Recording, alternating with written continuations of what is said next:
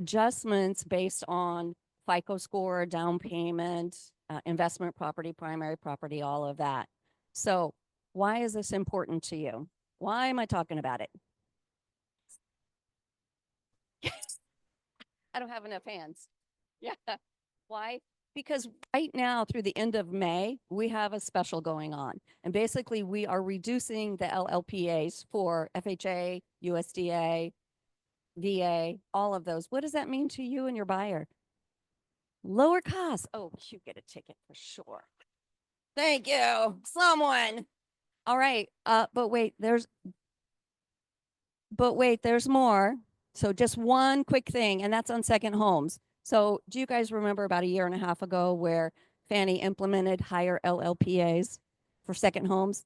Guess what? Not for us. We can help. It's only temporary, but we can help on that. So it's lower cost to all of your buyers. So send us all your business and we'll help make you look like superstars. Thank you. All right. Thanks, Tina.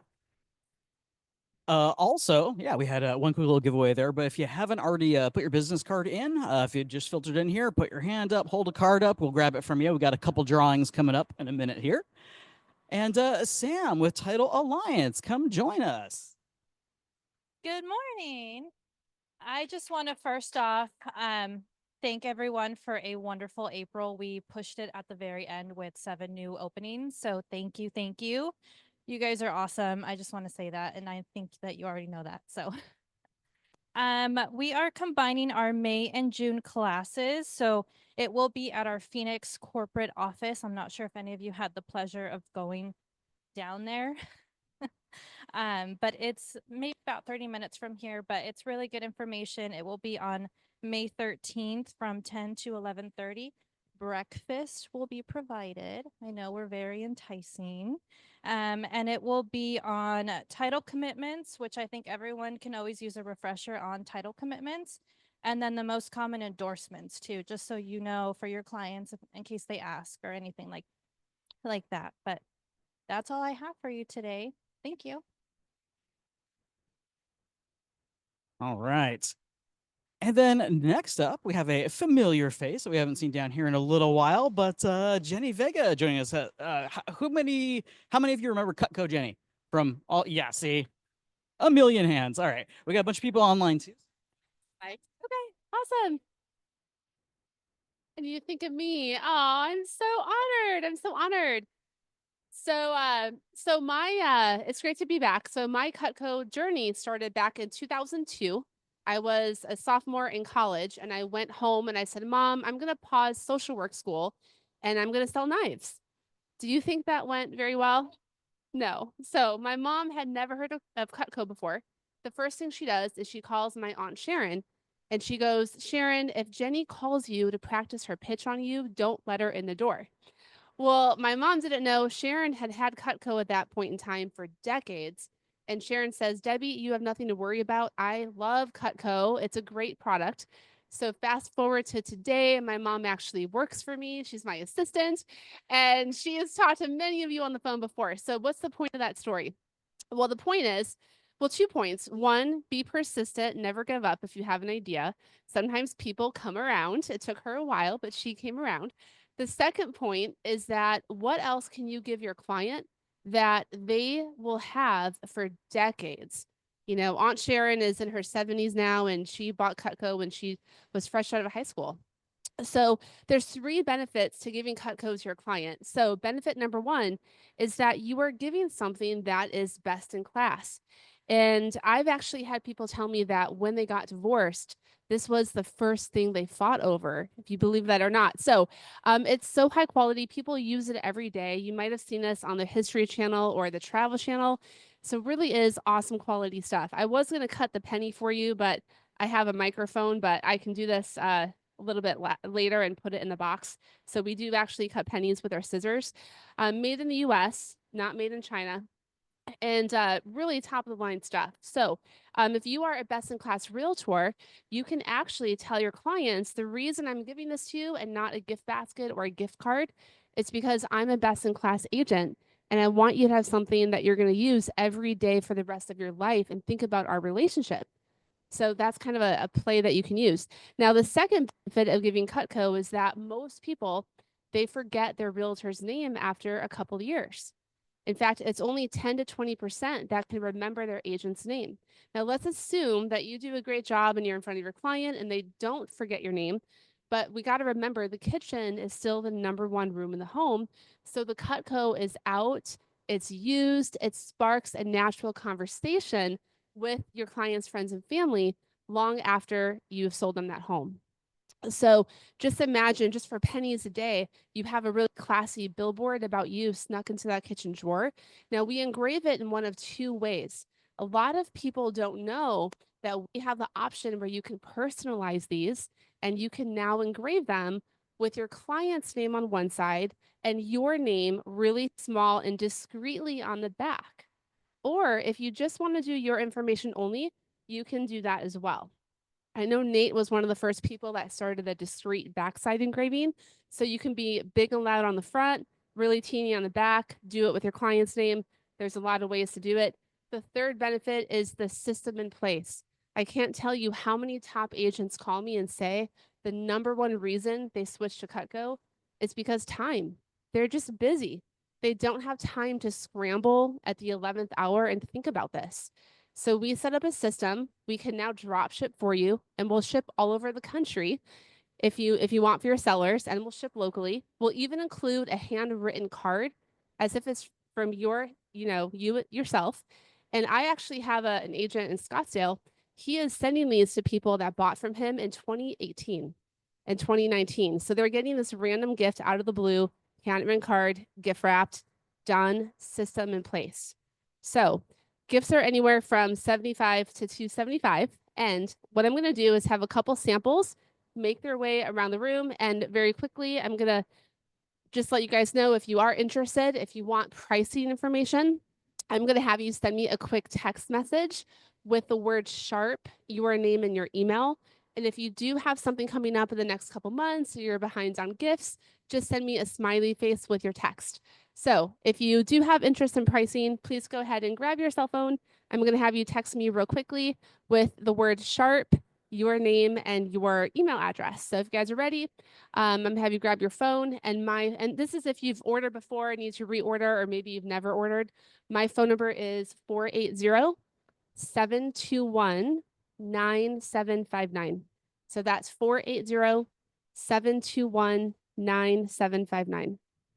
So while you're texting me, I'll also let you know I'm going to be here after the meeting. So if you need to place the order, you'll get $200 of free Cutco. So make sure that you text me and I can get you the pricing information. All right. Any questions real quick? Sorry, the number is 480-721-9759.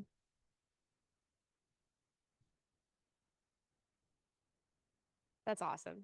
It's better. I love that. I love that. Everyone have my phone number?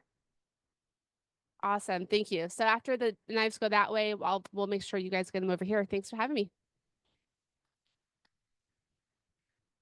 One thing I want to add that they'll come out and sharpen your knives, and we have two butcher block sets of Cutco, one at home and one up at our house in Flagstaff. So if you go use the vacation rental up there, we can use Cutco. But I just asked Jenny, I said, hey, our knives are starting to dull out. She goes, hey, I'll come over and sharpen them personally. So great service. Thank you. Yeah, look at that. Yeah, Jenny's exactly. Jenny's feeding us here and feeding your business to come. So yeah, that's excellent. All right. And so quick drawing here. So who's got the cards? So Lisa Larkin actually has 3 giveaways for us today. And want to remind you, we're fantastic folks down in Tucson. Many of them are joining us online today. So thank you for that. Okay, one more card going in there. Brandy, yeah. All right, so we're gonna do 3 draws here. This is our $50 Smartful Amazon, something that will inform you or help your business. So let's see what we got here. We got okay, so we have Sarah Michelle. What else we got here? Okay, we've got okay. Hold on. Are people double dipping here? Try this again. Okay. Okay, Steve Padilla. Woo! Okay, one more. I was double checking to see if that dupe card had like a name written, but did not. All right. I keep grabbing the dupe. Okay, what do I have in my hand here? Kim Frederick. There we go. All right. Good stuff. All right. So Lisa will reach out to you on those and get that set up. So thank you, Lisa. And thank you all for being here. It's all right. It's all right. No. Yeah, I'm just picking on someone. All right. A couple other quick things I wanted to mention, some positivity here before we jump into Jay. And that is, as you just saw, Cheryl Armenta is back with us here. Who remembers Cheryl from a few years ago? Yes. When there's spontaneous applause, that's usually a good sign. So yeah, we're thrilled to have her back here with us after a foray back into the mortgage industry and a few other things. So yeah, Cheryl's been fantastic. You know, if you remember from previous tenure here, a fantastic part of our admin and leadership team, and really happy to have her back here as well, helping us focus on, you know, moving the needle forward in a lot of things. We want to do all the things for all of you all the time, but we do oftentimes get rudely reminded there are only so many hours in the day for us human beings doing that. So having another person to help us stay on top of those things, help us do more outreach to other agents as well, all those pieces, you know, it's just a wonderful thing. So welcome back, Cheryl.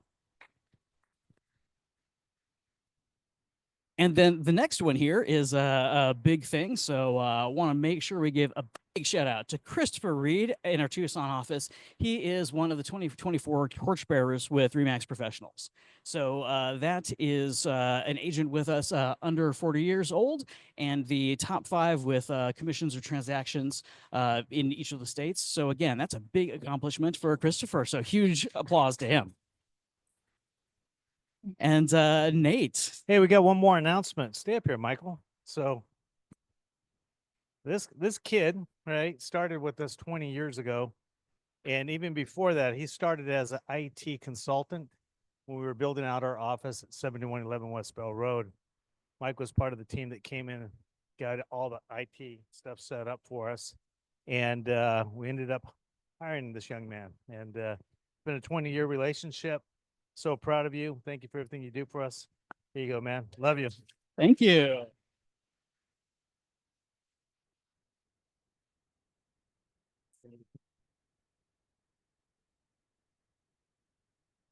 Thank you.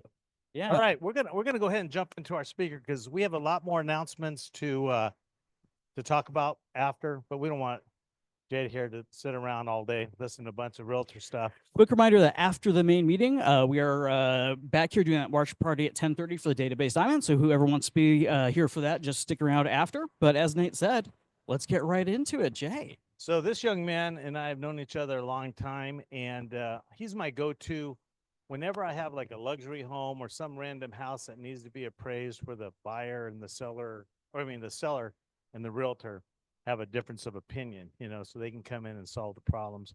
But he's been in business as long as I have, and is probably a master appraiser, owns a company, and does a great job. So without further ado, Mr. J. Joseph. So you guys know Nate? Does everyone know Nate? This is kind of cool.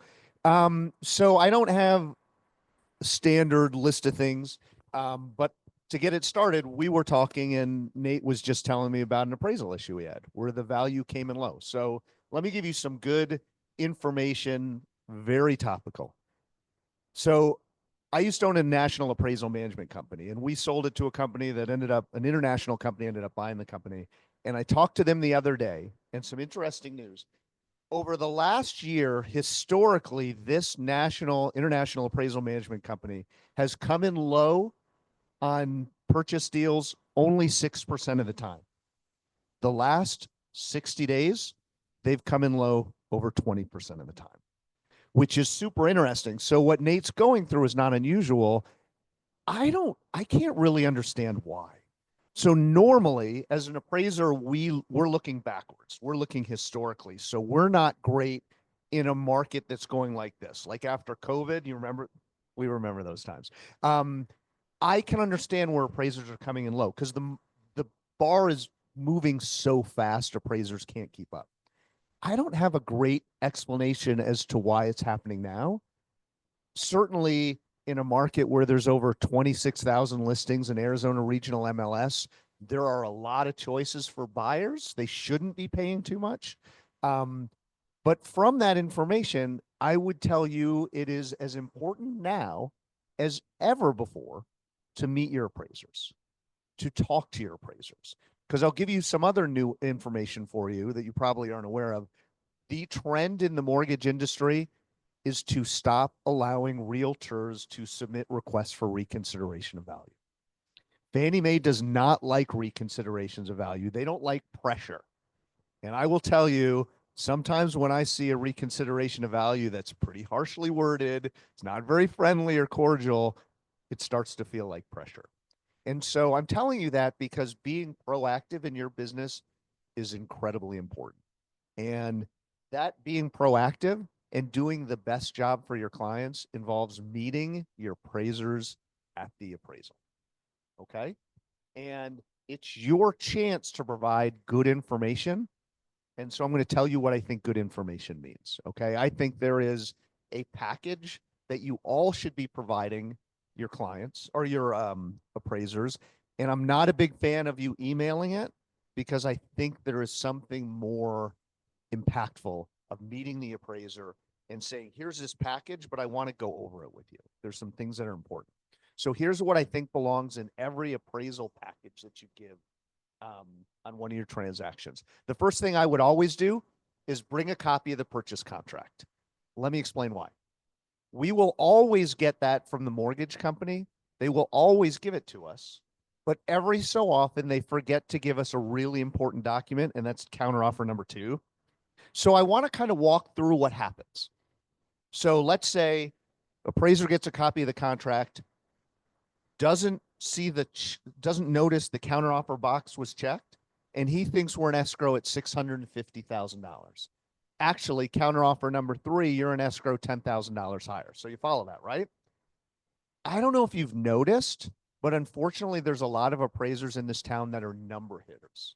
Raise your hand if you ever see an appraisal that's come in at exactly the contract price, right? Or I should say, raise your hand if you've never seen that, right?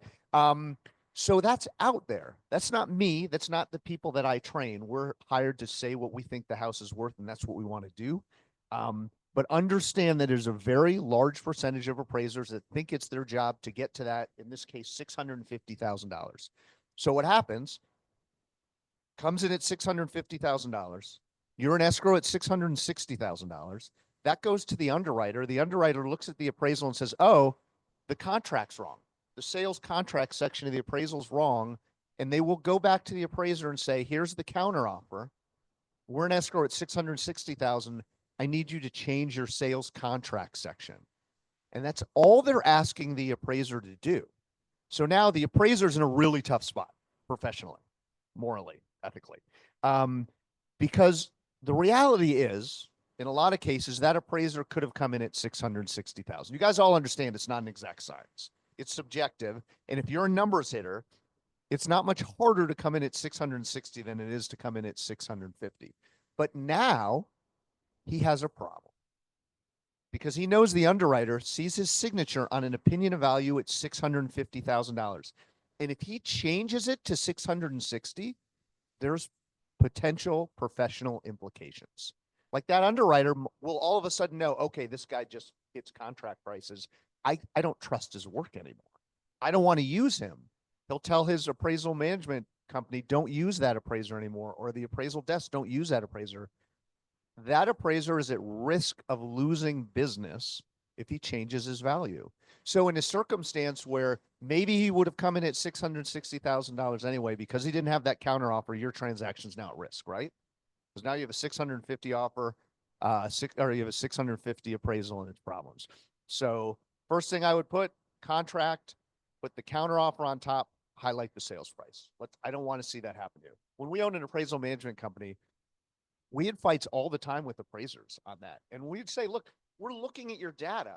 660 is just as supported at 650. And he's like, I'm not changing it. And that's why, because there's professional implications potentially if you make that change. Okay. So that's always going to go in your package, hopefully.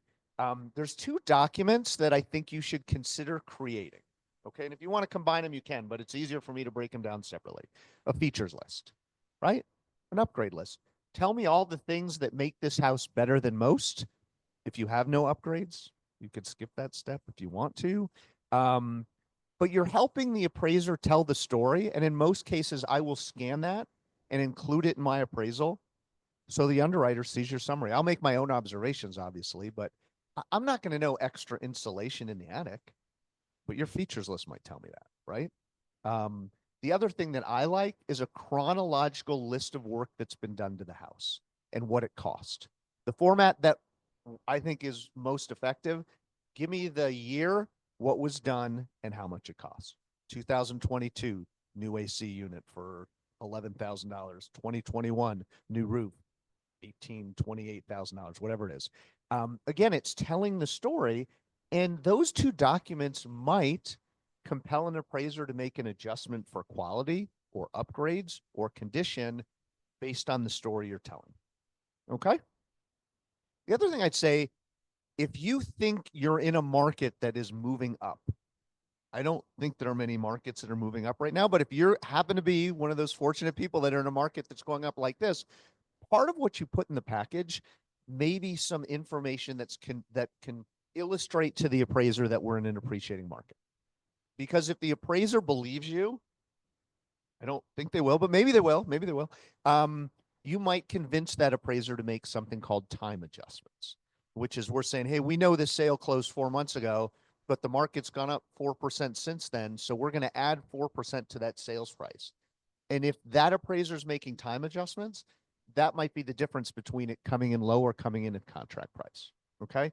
So if you really feel comfortable and you want to give like Cromford report or say, hey, within this defined area, here's how average or median sales prices have changed over the last 6 months, feel free.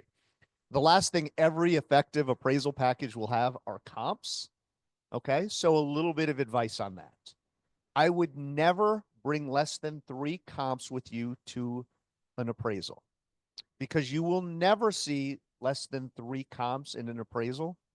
And what I've learned over time, if you're that realtor that shows up with 1 comp, we're in trouble. I can see the sweat coming down your brow. Like I know that's a problem. And 1 comp doesn't make an appraisal. So even if it doesn't mean I wouldn't use it, but I need a lot of good comps.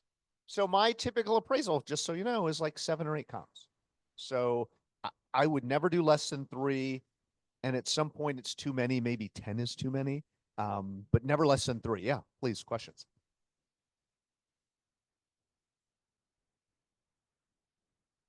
Yeah.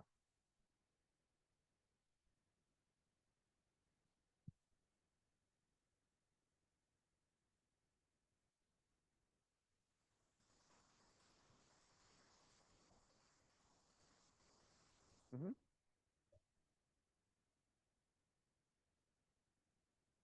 Yeah. Bring them both. Well, so for me, that's why I don't give 3 comps. First of all, it's lazy. And I don't know if you know this, appraising's hard. Like you're just gonna have to trust me on this. Appraising's really hard. I have a lot I need to accomplish, and it's hard for me to do it in 3 comps. So in your scenario, instead of me saying, okay, I'm only gonna use 3 comps because that'll save me time and I can make more money, I'd rather include both.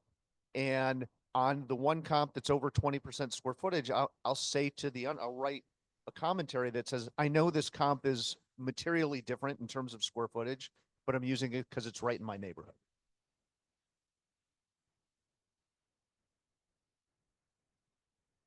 So, okay. So it's a fairly huge, like to me, I get really uncomfortable when I don't have a comp in my immediate subdivision and all of a sudden I'm going here and here and here.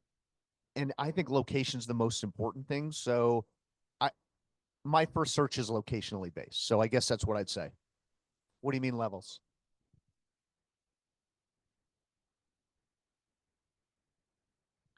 Oh, it's God, you're throwing so many wrinkles into this one. So it look, it's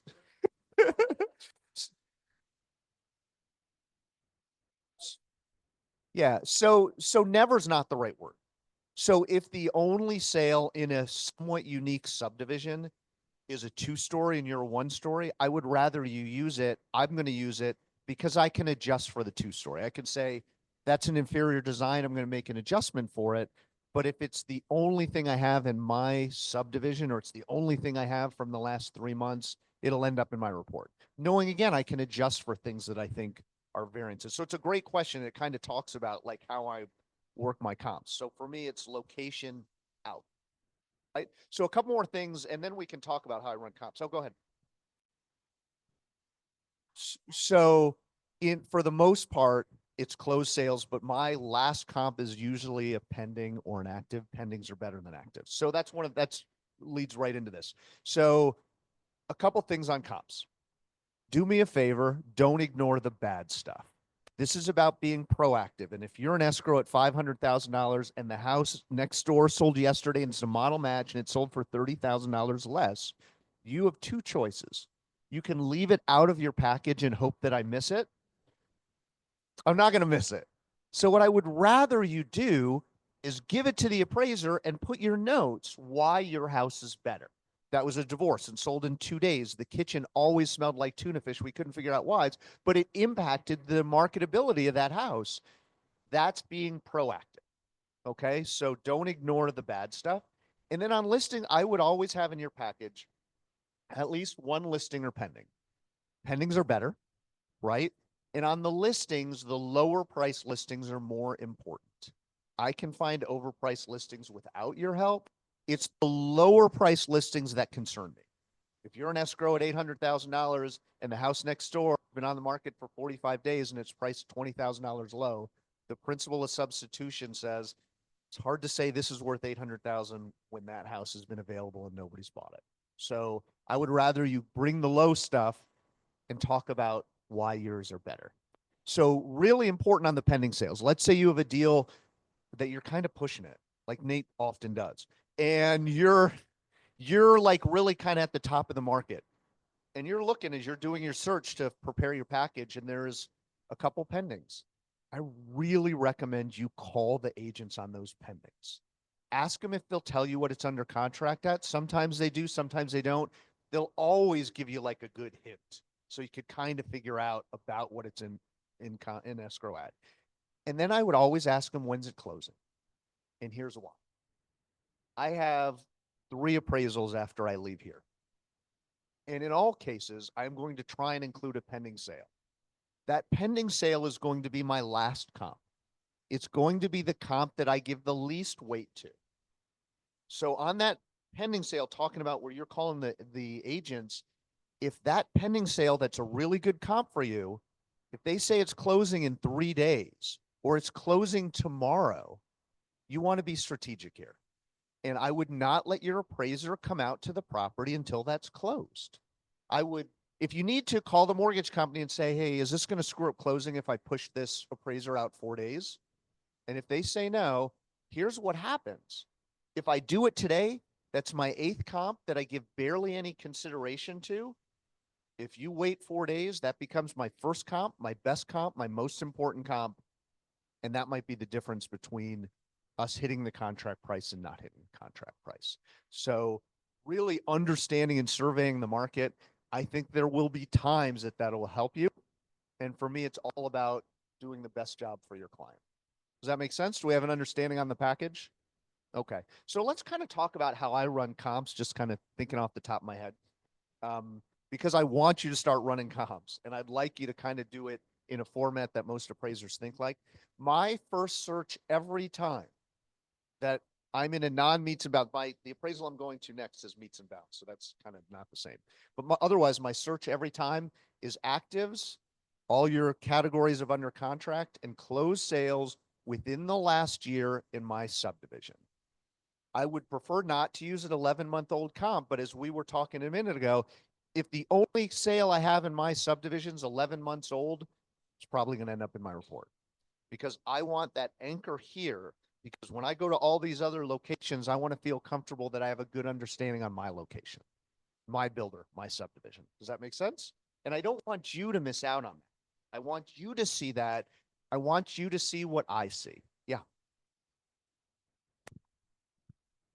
Just a sec, Steve.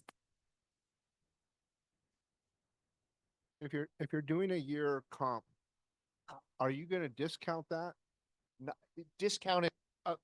Weight I give it on my conclusion. Correct. You're not gonna give it dollar for dollar. You're gonna Well, so we do use something called a weighted average. I do. Not every appraiser does this, but I rank my comps by how many adjustments I make to it. It's less similar to my house if I have to make more adjustments, if that makes sense. But 'cause yeah, I so thought the rule was 6 months. That Huh? You didn't want to go beyond 6 months. so in this market, it's been pretty flat. Like certainly in COVID times, I was trying to only do things in 3 months.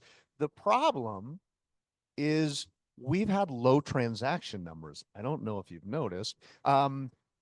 March was good though. March we were up over 7,000, and all I'm doing is saying Arizona Regional MLS. How many closings did we have? And we were over 7,000. But the previous 4 months we were at 5,000, which is terrible. Which is terrible. And so what I'm showing, if you look at the last 5 months of comps, we haven't had many. And so often I have to go back. And so what I'll do is give me the best stuff in the subdivision. If it's 11 months old, but otherwise it's a model match and the market's really flat, I might give that considerable weight. I just might, because location to me is the most important thing. And then I expand out from there. But you guys make less money when there's fewer transactions. For us, every appraisal's harder because we just don't have as many comps. So back on that, and really good question, by the way. So I want you to see everything in the subdivision. And look, if you're in Surprise Farms, if you do that, you might get 200 properties. So narrow it down. See if you can narrow it down to your phase, your builder. If you're in one of those huge master plan communities. So that's my first search. My second search is I draw boundaries. Okay. How many of you heard of the 1 mile radius? I don't use that. I don't stick a pin in the subject property and go in a mile in all directions, because for me, what's important is the neighborhood boundaries. Okay. Sometimes when you cross a street, it's still within 1 mile, a busy street, but all of a sudden that neighborhood's different. Maybe the school district is different or the zip code changes. So for me, as somebody who considers myself to have locational experience, I look at the map and I draw my boundaries. And sometimes it's the we're on a grid for the most part. But like if I'm in Arcadia, you guys know where Arcadia is? You guys call everything Arcadia. But like if you're in core Arcadia, I don't care about going a mile away. I go 44th Street to Camelback to the Goldwater Parkway to the canal north of Indian School Road. And if I'm over a mile away, that's fine because it's still within my neighborhood. Does that make sense? So knowing your neighborhood enough to look at a map in MLS and draw what you think the neighborhood boundaries are. And then I'll start putting some other parameters in there. I might start at like 15% square footage. Yeah. Straddle. What if your neighborhood straddles a freeway?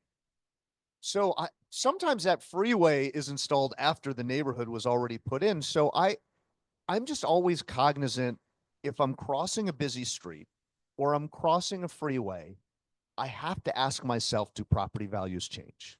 Does that make sense? So like on the 101 north, but like between Union Hill, Beardsley area, sometimes those property values are really similar on both sides of the freeway. But on the I-17, things sometimes get a little sketch on the west side versus the east side of the 17. So it's a matter of knowing your neighborhood. And I think good appraisers, like when we cross a busy street, we want to see, is the zip code changing? Is the school district changing? And we'll compare property values, knowing that, all right, if I don't know that neighborhood like the back of my hand, I need to check, do property values change? Okay. So back to that. All right. So you've drawn your boundaries. I would start at like plus or minus 15% square footage. Again, transactions are low. So if you don't have enough decent sales, you can go up to 20%. If you're getting a ton of sales, you can go down to 10%. I'm just giving you kind of a starting point. You might want to put in a lot size parameter. Make sure you're dealing like for like. You can put in a year built parameter. You can put in a level. If you're getting a bunch of comps and you're a 1 story, you can say, all right, I only want to see 1 stories. But that's kind of a more refined search. Yeah. Yeah, we never know who we're dealing with as far as appraiser, Yeah. proficient as you.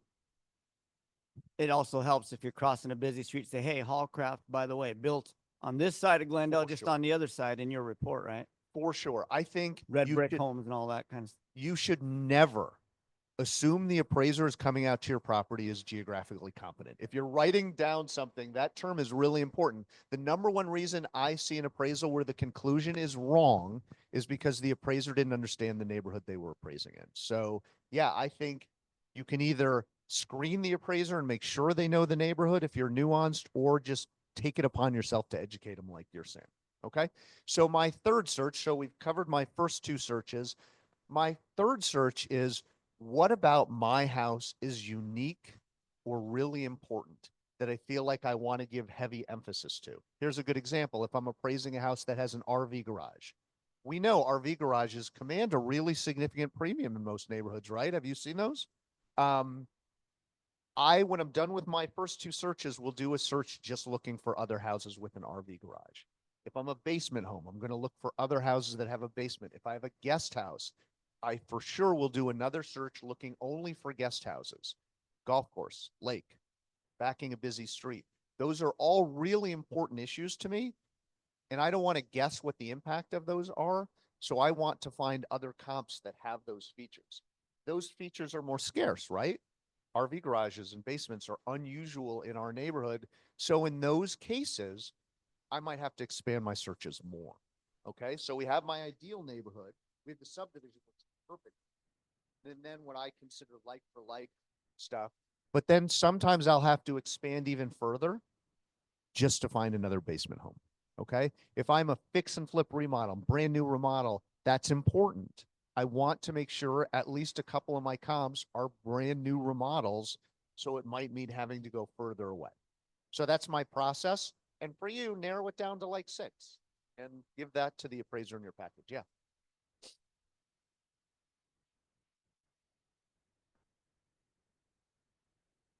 Right.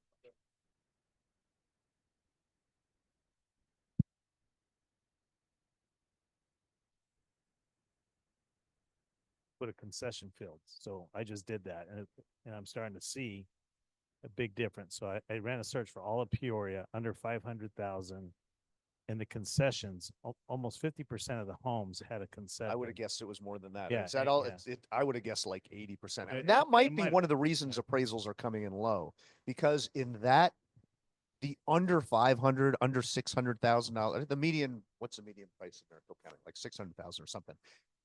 You see concessions on almost anything. So can we talk about this for a second? How many of you have looked at an appraisal before? No, Nate. I don't mean looking to and seeing what the value was, but I mean actually looked at the sales grid. You should, and I want to explain something on that. If you're looking at the sales grid where we put all our comps and you see adjustments, let's talk about what that means for a second. Those adjustments. We're adjusting for things that we think impacted that sales price, right? We don't have a pool, comp one has a pool. We're going to adjust for that pool because we believe the typical buyer, that's really important. It's not every buyer, because some buyers don't want pools. It's the typical buyer, what their reaction would be in this neighborhood, in this price range, in this time frame. Okay. So I'll get to the concession in a second. So when you see somebody making a $30,000 pool adjustment, that is the appraiser saying, in this neighborhood, time frame, price range, we think the typical buyer would pay $30,000 for the pool. Okay. So we're adjusting for all these things we think impact the sales price. Now let's talk about seller concessions. The first appraisal I ever did 35 years ago was a house in McCormick Ranch. And my mentor, Ken Boswell, we're looking, I'm like, oh, this one sold with seller concessions. What should I do about that? And he says, as long as those concessions are less than 3%, just don't worry about it. So I didn't make an adjustment. And then I started thinking about it over time. 10 years later, I started thinking, wait, that doesn't make sense to me. If we're adjusting for pools and lot size and views and bathrooms and garages and landscaping because we think those impact sales price, why wouldn't we adjust for seller concessions? Because seller concessions impact sales prices, right? Like if you have two offers and one of them's $500,000, $10,000 seller concessions, the other one is $491,000, no concessions. your seller's taking the 491 because it nets them more money, right? Concessions impact the sales prices. So I now adjust on my appraisals for seller concessions, and it's the right thing to do. FHA thinks we should do it. Fannie Mae thinks we should do it. Freddie Mac thinks we should do it. So that's an issue.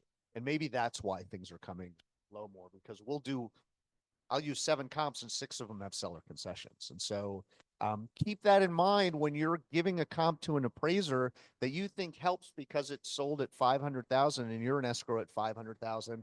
If that's sold with $15,000 in seller concessions, to most appraisers, that's really a $485,000 sale. Okay, so just kind of be aware of that. Now, if anyone wants to do something amazing for our industry, you should call Matt at Arizona Regional MLS.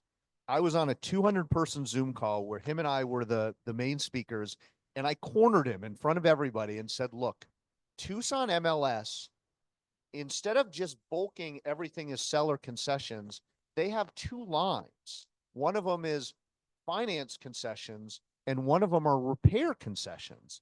And you could make a case not to adjust for repair concessions because those are condition related items. Do you follow that? So Matt told this 200 people on the Zoom call, oh yeah, I can do that. I can add a separate line. So it's now, what are the financing concessions, which I will adjust for, and what are the repair concessions, which I won't. That was 9 months ago and he still hasn't done it. So one of you, if somebody has some time today, you should call him because that would be better, huh? Do they really? Yeah, I know Tucson does. And he's like, he acted like he'd never heard that in his life. And he's like, I could do that, but he's super busy with a lot of stuff. But so again, so when you have that situation where like it's a Binzer issue usually, right? They're like, okay, the seller's already moved to Michigan. He doesn't want to fix your like little punch list of stuff. I'll just pay $5,000 of your closing costs. If I were going to adjust that in the concessions line, I would potentially adjust it back as like an as-is component with some deferred maintenance. Does that make sense? Because we assume the house sells without deferred maintenance. So again, I'm just trying to help. Like, I know seller concession, when I make adjustments for that, those are bringing values down. I have a really good case to not adjust repair concessions. Yeah.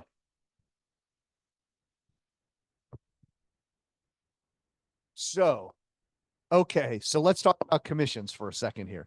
There is an appraiser here in town. I'll be nice enough not to mention her name, but she runs a local organization, and I know this because I've gotten calls from people that have taken her class. She's saying that every appraiser on every comp needs to call and find out the commission split.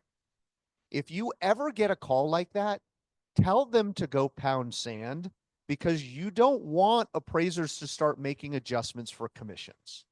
And so as somebody who's failed miserably in your line of work, I understand that commissions have never been fixed, right? They're always been an opportunity for you to offer flexible commission structures. So that hasn't changed. So I don't care what the commissions are. I don't want to know. I don't want you to tell me. I just don't care. You know, if that comes up, if the buyer's agent's taking 3% and the deal comes in 2% low, maybe that's something you guys all work out together. But I don't think that's an appraisal issue. I won't let it be an appraisal issue with my appraisers. Yeah. Don't you see it in the contract because it's a part of the contract now? Sometimes I get a copy of the commission structure. Sometimes I don't. Some appraisers want it. I don't care. I really don't care. The weird thing about it, here's where it's kind of not fair. It's going to sound unfair. If the subject transaction has $10,000 in seller concessions and comp 1 has $10,000 in seller concessions, I still make the $10,000 adjustment because as an appraiser, I shouldn't care at all about anything about the contract. I shouldn't care if it's selling furnished or not furnished. I shouldn't care if the agent's making 5% or 1%. Like none of that matters because I'm never adjusting the subject. I'm only adjusting the comps. So just nothing about the subject purchase contract should impact my valuation. Yeah. Mm-hmm. Yeah. We're like half the Airbnbs in South Scottsdale. I don't. So I had an interesting deal in Arcadia where these people bought this house on Lafayette for like $2.5 million. And then I got the order to do the appraisal. They resold it 6 months later for $3.4 million. Really nice profit, right? And the house was already in great shape. I could look at the pictures when they paid 2.5. And the agent didn't meet me. He said, "Hey, it's a combination, code on the door. Just go ahead and I'll have a package on the front." And the package they left me on the kitchen counter wasn't comps. All it was illustrations showing me that they furnished the place, rented it out as a short-term Airbnb for 3 months, and crushed it. And thought that that was going to be me finding a way to justify them making $800,000 in 4 months or whatever it was. I can't give value to the furniture. As an appraiser, I'm supposed to appraise every house as though it's vacant. So I'm not giving any value to the furniture. And amazing that they made so much money as a short-term rental. But if you take out all the furniture, how much money are they going to make on a weekend or week rental? Not much at all. So I don't care about the furniture. And I understand in search, I've had that multiple times where it's selling fully furnished. It's been a great Airbnb. It gets 5 stars or whatever. When I come in low, I say in there that I can't give any value to the furniture. And the rental income doesn't matter to me because if it was unfurnished, that wouldn't exist. But it doesn't mean this is a bad deal, right? You're buying a business potentially, and there's value to the business, but I'm not qualified to give you that number. Yeah.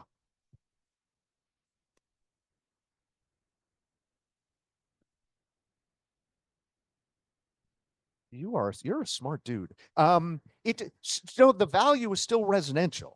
So I can appraise that. Again, it's just as a residential appraiser, we can't give value to furniture. So we have complex situations like that, like a house on 44th Street between Camelback and Indian School, and it's still used as a house, but the house to the north and to the south are now offices, and the zoning has changed to allow for office. That would be a circumstance where I probably wouldn't appraise it because I'd be like, the highest and best use is commercial. I should walk away. But in those cases that you're mentioning, the highest and best use is still residential. So I can appraise it. I just can't give value to the furniture. Did you have one?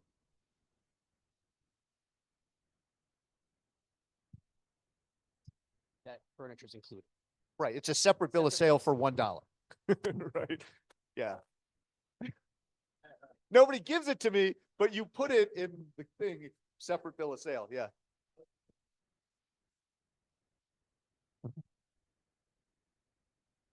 Absolutely. Yeah, they don't want to. Yeah. That's absolutely true. So I totally get it. Any other questions on the, yeah, go ahead.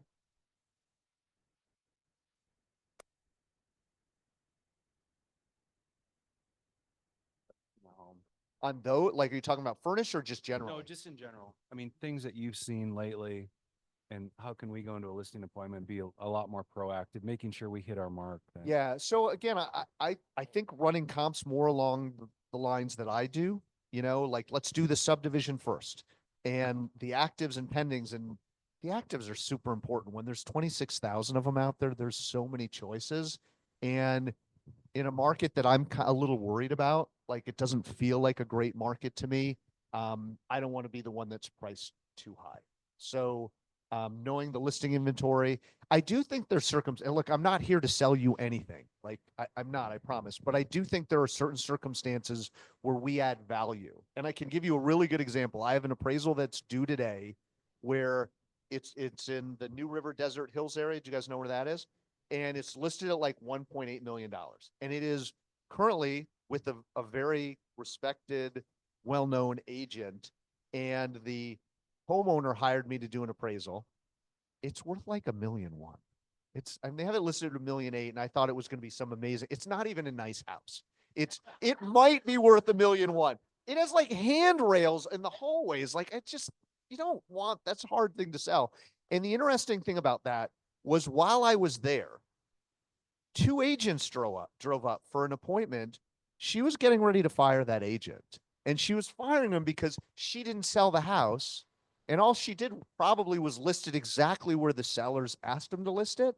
So she's losing that 1 point whatever $1 million deal because I think she just took a property overpriced and thinking I'd work her down later.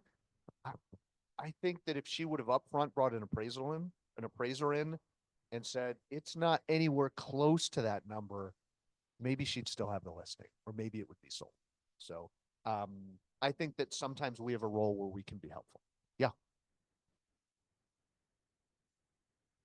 So we just changed the product that we offer on desktop appraisals. Are you talking about the computer generated ones? Or are you like having an appraiser do it? Yeah. So if you were to call me up today and say, hey, I'm thinking about getting a desktop appraisal, I would ask why you were doing it, what the circumstance, and I'd ask you about the house. And there are certain times where I think that we benefit greatly from seeing it.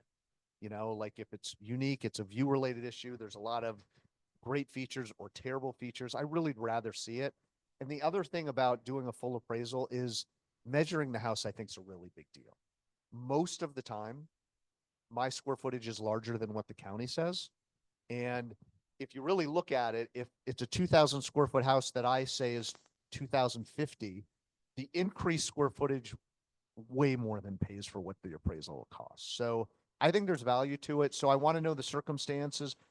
And then we can talk through it together. But we are now using a more detailed desktop product. So it does give you more information than it used to. Yeah.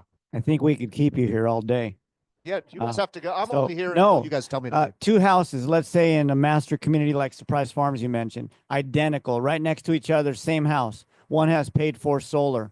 The other one doesn't. Yeah. No Yeah. solar. What? So let's talk about solar because we want to talk about adjustments. So again, remember, if anyone's taking notes, what did I say each adjustment's supposed to signify? Anybody? What a typical buyer is willing to pay in this market, in this price range, in this time period. On solar, I got to break it down 3 ways. Okay.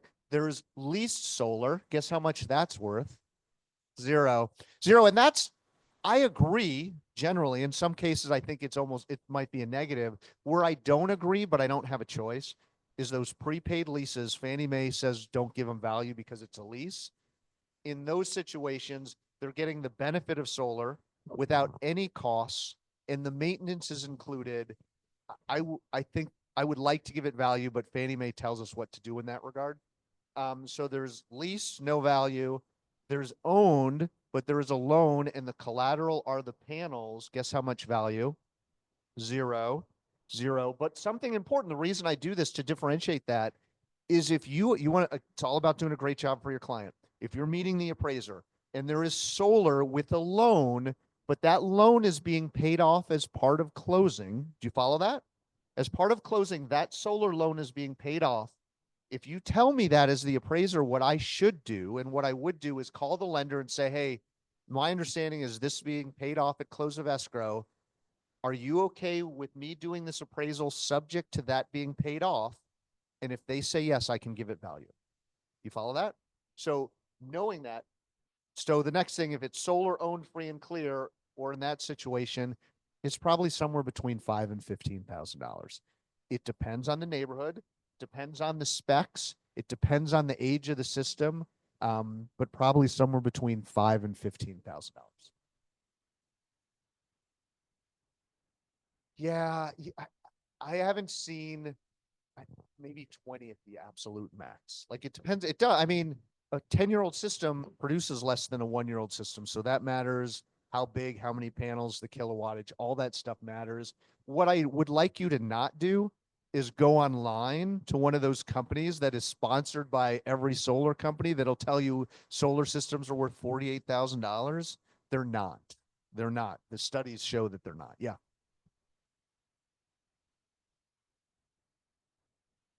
Yeah. So as long as it's being paid off at closing and I know it and the lender is okay with me not doing an as-is appraisal, doing it subject to something, subject to that being paid off at closing, I can do that, which means I would give it value. Yeah, I could give that value. Yeah. I just want to go back to something you were talking about on concessions.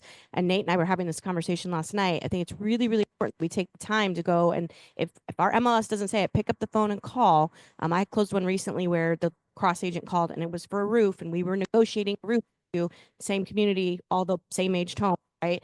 So that was really forward thinking of that agent. But I would highly recommend, Nate recommended this book in our mastermind, but the full fee agent. He goes really deep dive into how to have difficult conversations with sellers who want to price their house at 1.8 when it's really worth 1.1. And I think we need to do a better job with future pricing, because how many of us have said, well, it's priced really well based on comps, but we haven't had any showings. Yeah, I'm telling you, This that, not priced. that I want to mention her name, but I'm not. I'll be nice and not mention. But she lost that listing. Like, she lost that listing because she thought I was getting the listing because I listed it whatever they wanted to, and I think there's a moral there. Like, I don't know, you don't need to take a listing that's priced so far off. I understand if it's close. Like you said, you took one that was a little higher than you wanted to, but 700,000, that seems kind of crazy. Yeah, yeah.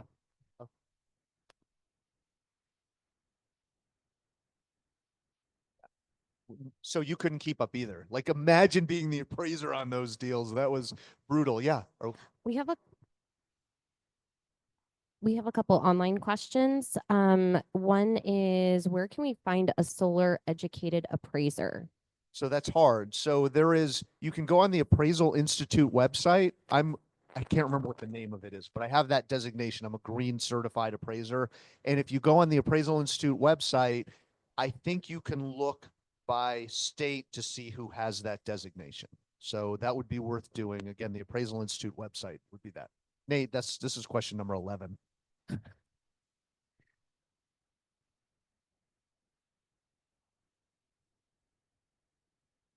Yeah, you can look on. So we're now under the DFI, Department of Financial Institutions, has taken over the appraisal oversight.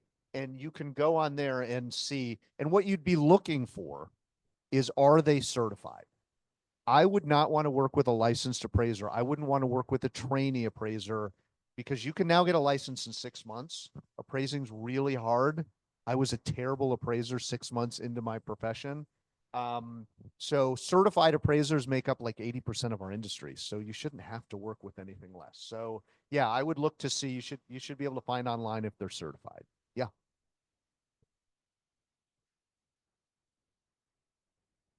Depends. So did you guys all get my chart?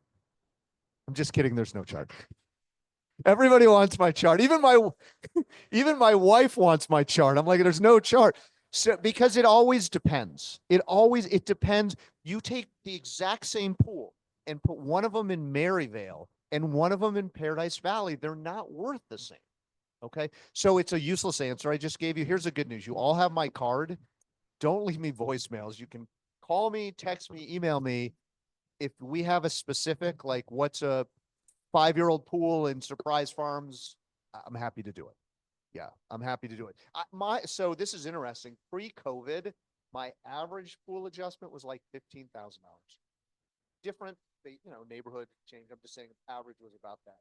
Now it's probably like $35,000 because the market's changed. And it costs so much more. Yeah. But for me, it was like, it's just, you got to keep your eyes wide open. And I'm making $15,000 adjustments and the data didn't make sense. But all of a sudden I started plugging 25 and then 30 and then 35 or whatever it is now. And we call it the sensitivity method. Like, you really got to keep your eyes wide open because things change. Landscaping adjustments change. Lot size adjustment change. Like, all of a sudden everything that, like, people like to be home and do stuff in their backyard. Like, so it changes a lot over time. Yeah. Jay, so on the mortgage side, I have a question regarding Sun City, because a lot of times our underwriters, they want to make sure everything's a condo. They consider Sun City a condo on everything.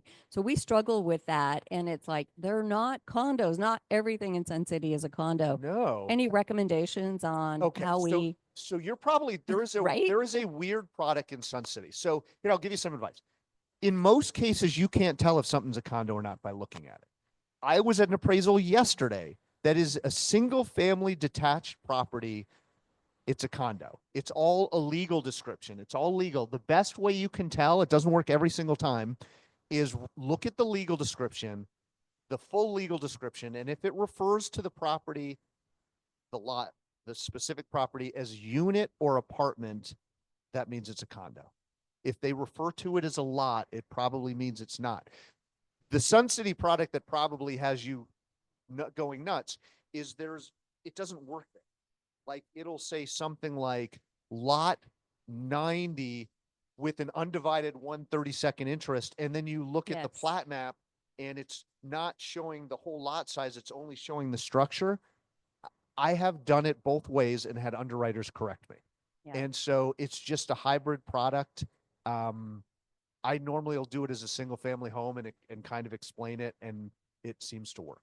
Right. Thank you for that. And then just a reminder for everyone, when you have repair concessions, they always come later, right? So make sure on your addendum that you're saying repair concession is X for a total of, and then the total amount of concessions, because our underwriters are getting really picky and they're making us redo the addendum. So.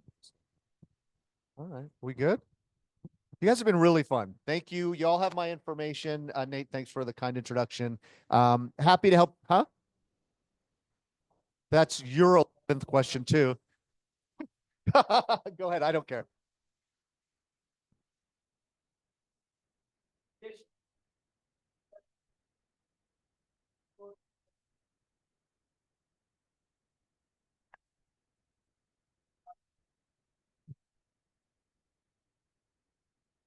They got permits? And they got permits? Okay. Yeah.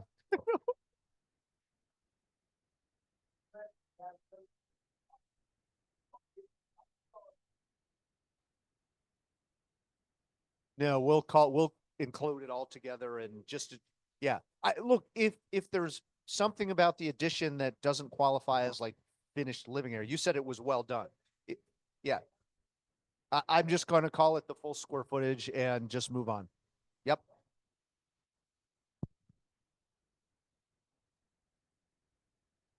Oh yeah, but they leave the garage door on it, and they leave the garage door on it so nobody knows. Yeah, yeah, you see a lot of, so I think where you run into problems if it's not permitted, I think there's a better chance that the appraiser won't include that in the square footage. Some appraisers will include it in the square footage, some won't. There's just not a uniform standard on that.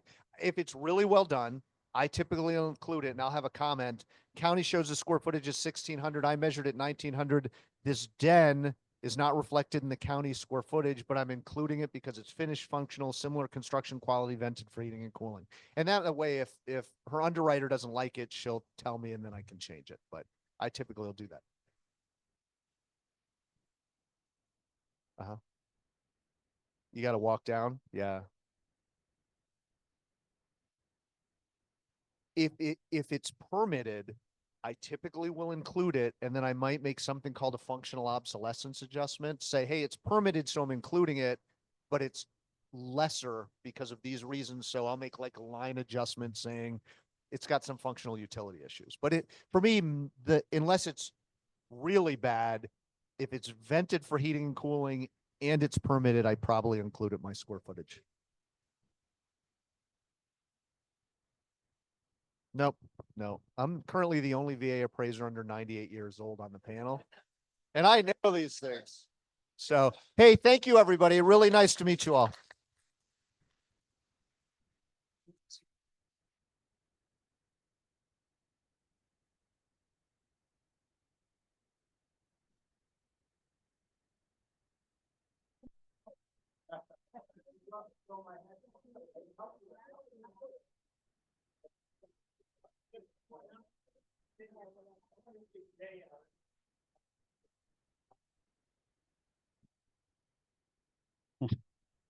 So right in front of you. Yeah. So valuable information there, I think, right, everyone? Yes. All right. So for even more great stuff, we do have another educational opportunity coming up with our friend Bill here, scoping the sewer system or the casoscopy. Yep. Big hand there. Yeah,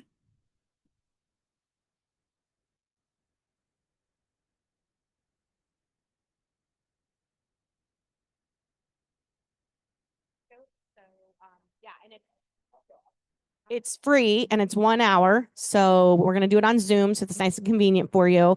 So definitely come check that out. I know in my career, I haven't done very many sewer scopes, but I'm going to start doing them and making recommendation just because it's not worth the risk for the cost of it. So please put this on your calendar. Let's come and get our education on.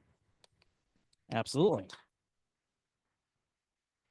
All right, a couple other quick things that are definitely worth talking about. So who here had some fun out at the food trucks? Yeah, right. So yeah, I mean that was great. Raised $2,371 going to PCH, and also we recently. Yep, yep, coming out. And then Tucson, they had their shred-a-thon recently, $931 there, benefiting TMC for Children. And the great thing about those events is that they're like win-win-win, right? You know, you guys get to go out, have a little bit of fun. You get to promote that to your clients, and even just an invite to that shows them that you're doing good stuff. Of course, then they show up out there, and that's a fun thing as well. And we raise money for a good cause. So, you know, to me, that seems like something you should definitely participate in. So if any of you are not doing those things when they come up, jump in with us, please. It's a lot of fun. Coming up soon here on the 5th, Cinco de Mayo, down at our Avondale office, we've got our salsa showdown. So sending out additional information about that. But join us for that, 12 to 2. That's always a great deal of fun down there. So hopefully we'll see you. And a little bit later there, we're having the barbecue and beyond. So this is a really nice way to kick off you know, the new season here, really. And so that's on 5:30 again, 12 to 2, and that is at Arrowhead. So again, more information coming out, but you know, start your well, don't start your grills yet, but start your planning. Yep, yeah, that was the Yeah, plan, and it's right? both are $10 entry, and that does go to fundraise for PCH. Yeah, there you go. Good stuff there. All right. And then another event, spend a little time with you guys coming up here. So appreciation breakfast coming up for our folks here in the Phoenix area, 13th. Nate, you want to say anything about that? Yeah, so you know, we dropped the ball. I'm going to go ahead and point the finger at me for dropping the ball on the awards banquet this year. I pushed the team to spend a lot of time on technology.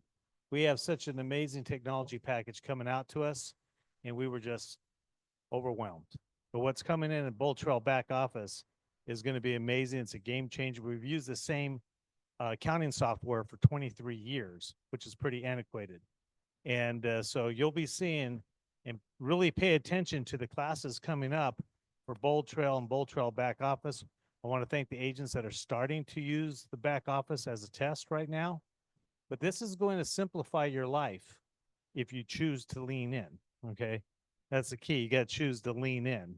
But if you put your lead in Bold Trail all the way through the close of escrow, you'll never, they share the database. It'll do your forms. It'll do your contract signing. It'll be where all your closing paperwork will go. We're going to eliminate SkySlope. We're going to eliminate everything. It's going to be one thing. Your commission will be paid right out of Bold Trail back office. It's going to be seamless. It's going to be a great system, but we need you to do your part.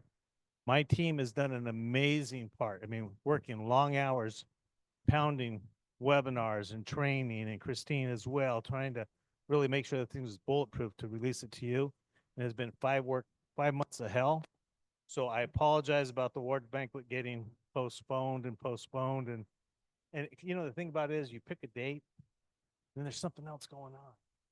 You pick a date, something else going on. We even heard like, hey, that's there's another conflict, you know, there's always a conflict.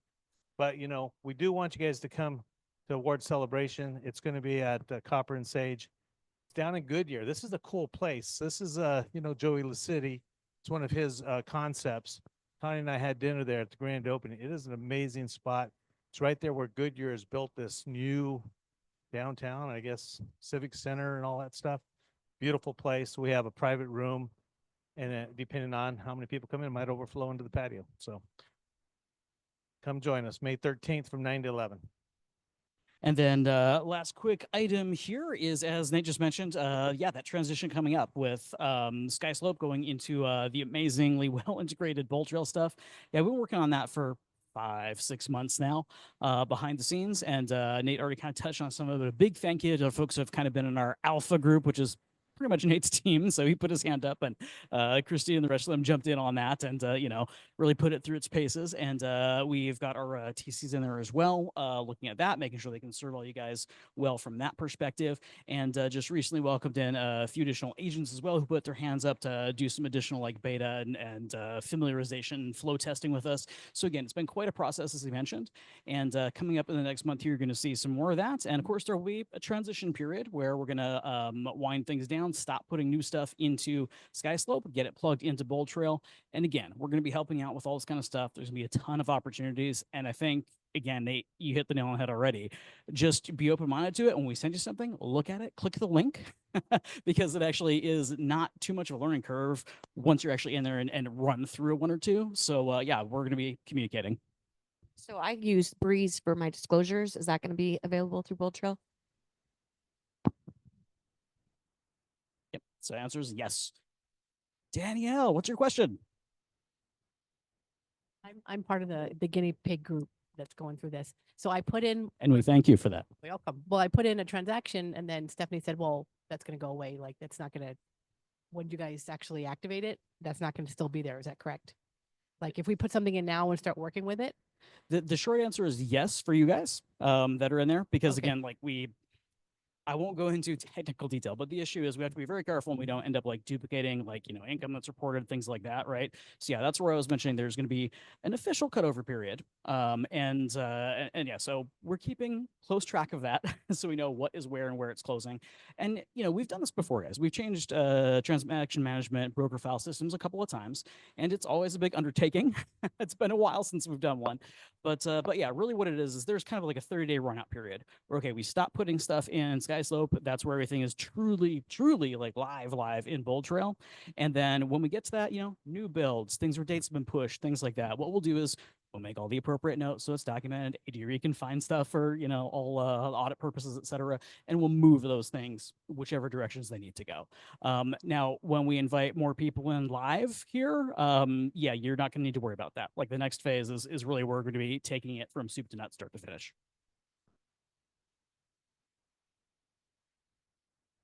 Yeah, it's a learning. That's Yeah, what we're. yeah, That's what we're exactly. learning. And thank you for being willing.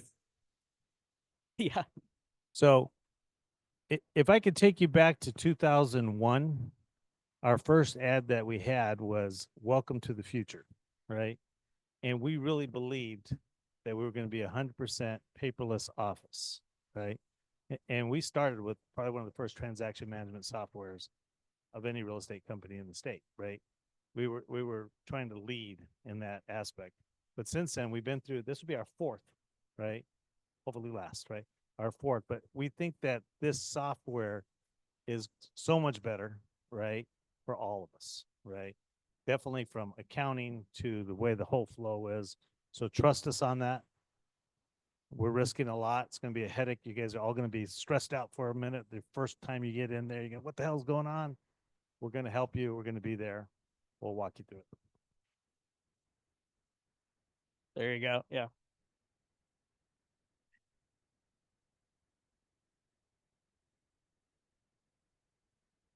Well, so I'm a big fan of the boosting. Not that I necessarily want to pay for online leads, but it makes your seller feel like you're doing something, right?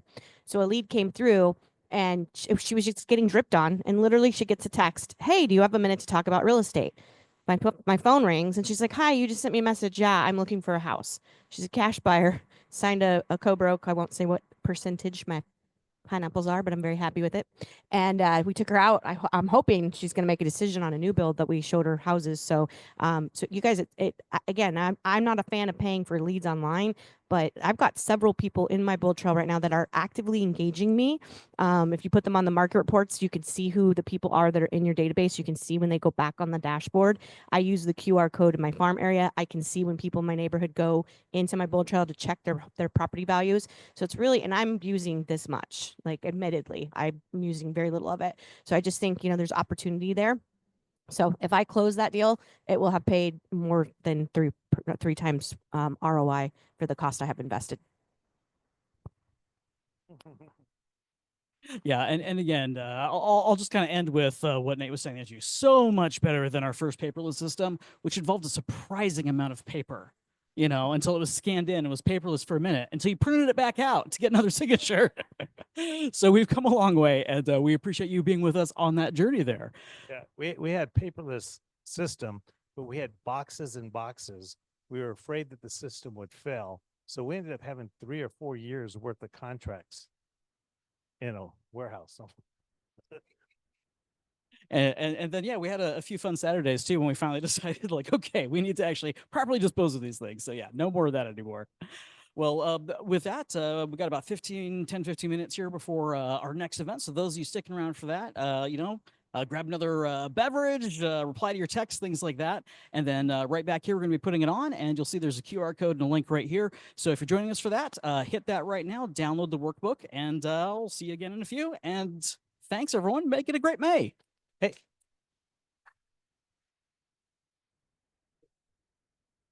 Hey guys, I think this class is going to be very important for database, right? Our business is built on our past client database. If you guys aren't using the home feature that came out in Bold Trail this month or last month, you're missing out. I would highly recommend, as you go through following these steps, one of the things that you do is you invite all your clients to this home view app. It'll connect you to them for life, and it'll also try to keep their eyeballs off of Zillow, right? And just using you as the resource.